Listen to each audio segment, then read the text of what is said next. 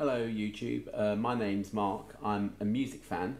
In my youth I was a music student, and nowadays I play the piano for various functions and things like that. I collect vinyl and CDs with vigour, especially the vinyl, and I am a Beatles fan par excellence, and also in my youth I was a huge ABBA fan, and I still have a very affectionate soft spot for them.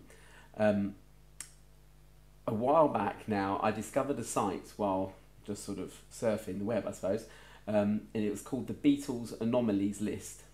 Now if you type that into Google you'll find out what it is.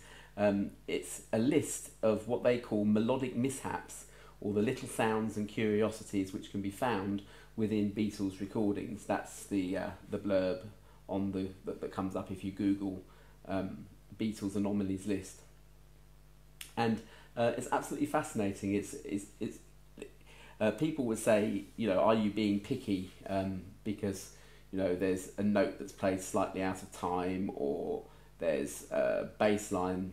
For example, if you listen to the bass line of Fixing a Hole on the Sgt. Pepper album, you'll find that towards the end Paul McCartney really gets in the mess with it. Are you being picky? No, I think you're telling a story. I think you're trying to sort of extract more of the story of the recording.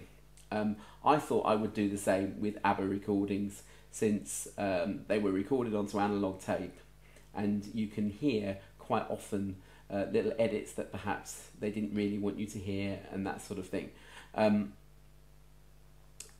So I'm going to try and do a series of videos which describe the songs on ABBA Gold. It won't be as comprehensive as the Beatles Anomalies list, but even so, I think it'll be interesting to do, and people can feel free to agree, disagree, add their own, that sort of thing, because I'm sure I'm not the first person to have done this.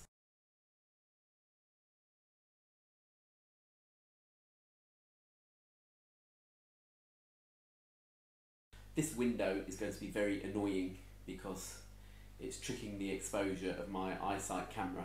However, this is my right hand hi-fi speaker.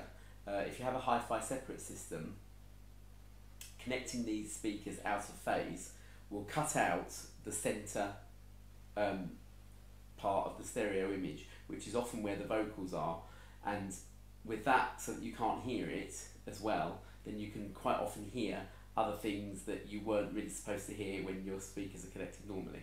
So this is what you do. First of all, right hand speaker, disconnect it.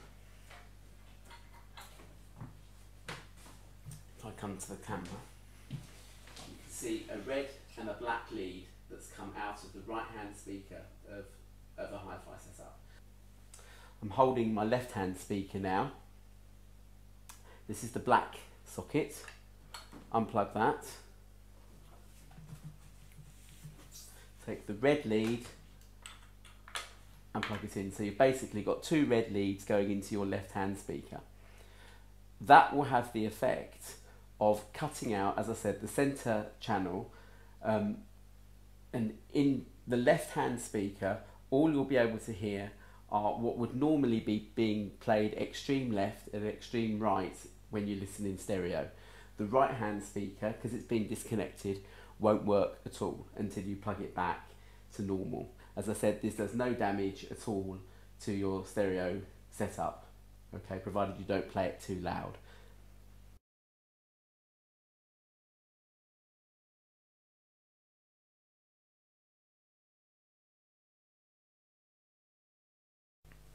There are other ways of connecting speakers out of phase, and they're described more fully on the Beatles Anomalies list, so I suggest you head over there if you have any problems. That way that I've just shown is lovely and convenient and does the job, so that's what I'm going to be using.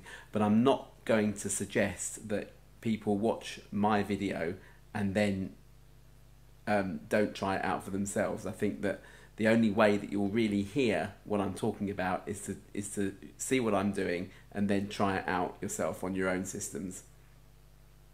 There are other ways of hearing anomalies. sometimes just connect your speakers up normally and you can hear what's going on if you listen really carefully. Turning the treble up apparently helps, but I can't do that with my minimalist hi-fi setup because I don't have treble and bass controls. Another way, try it on headphones in an iPod or something like that. That's often quite a good way. So I will see you on my next video, which will be describing the anomalies that are present on Dancing Queen. Okay, so bye for now.